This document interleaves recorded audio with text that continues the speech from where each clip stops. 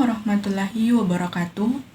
Perkenalkan, nama saya Nurul Suciyanti dengan ujung NIM 001. Di sini saya akan menjelaskan tentang perangkat keras komputer dan beserta fungsinya. Nah, apa sih itu komputer? Kata komputer berasal dari bahasa Latin, yaitu komputer, yang artinya menghitung. Dalam bahasa Inggris disebut komputer. Secara definisi, komputer diterjemahkan sebagai sekumpulan alat elektronik yang saling bekerja sama, dapat menerima data, mengelola data, dan memberikan informasi, serta terkoordinasi di bawah kontrol program yang tersimpan di memorinya. Macam-macam komputer. Yang pertama itu komputer desktop. Komputer desktop dirancang untuk ditempatkan di atas meja.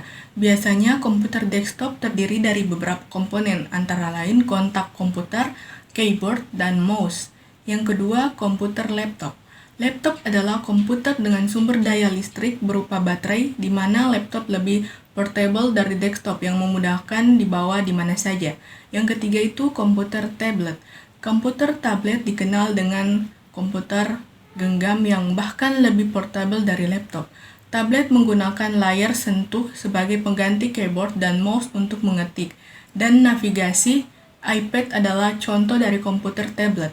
Yang keempat, komputer server. Server adalah sebuah komputer yang mengelola permintaan informasi pada suatu jaringan komputer. Yang kelima, komputer Macintosh.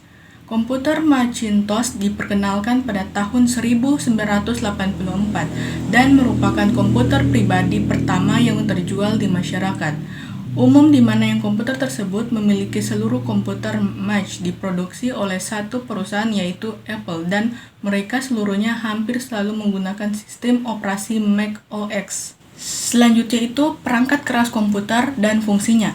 Yang pertama itu keyboard. Keyboard adalah perangkat yang digunakan untuk memasukkan data berupa huruf, angka, dan simbol, serta melakukan perintah-perintah pada komputer.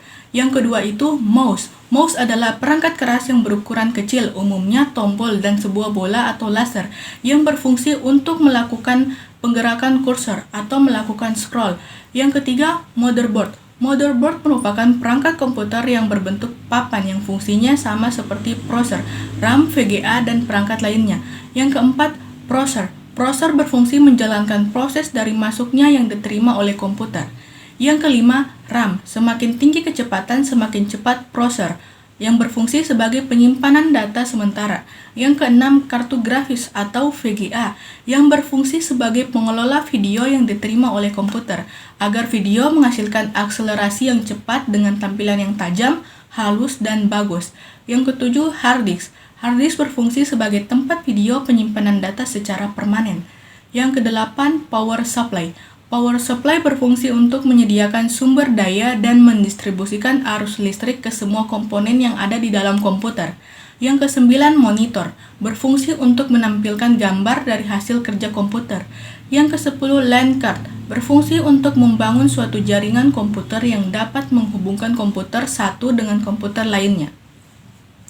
Sekian yang bisa saya jelaskan. Wabillahi taufiq wal hidayah. Wassalamualaikum warahmatullahi wabarakatuh.